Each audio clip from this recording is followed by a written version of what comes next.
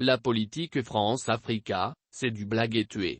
C'est au rythme de cette chanson mythique du reggaeman ivoirien Tiken Jah Fakoly que les manifestants ont scandé pendant plus de 4 heures le ras-le-bol à la présence des forces françaises au Mali.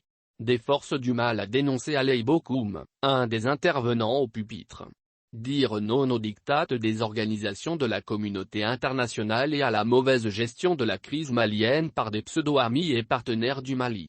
Tel est, selon Siriki Kouyaté, porte-parole du mouvement IREO au debout sur les remparts, l'objectif de la manifestation.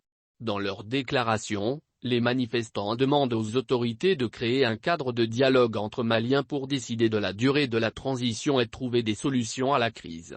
Aussi, IREO demande des poursuites judiciaires contre les autorités françaises pour des crimes dont elles se sont rendues coupables depuis leur intervention en 2013 au Mali.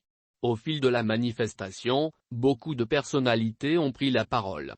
Pas de membres du gouvernement, mais des membres du Conseil national de la transition.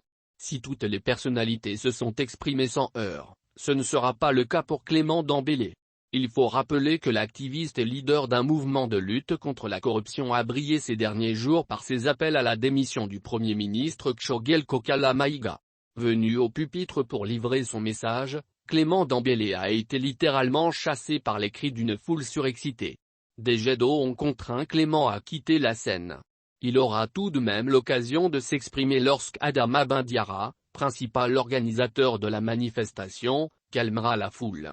Je suis allé personnellement demander à Clément d'être présent pour la cause du Mali, a indiqué Ben Le Cerveau pour justifier la présence de Clément Dembélé.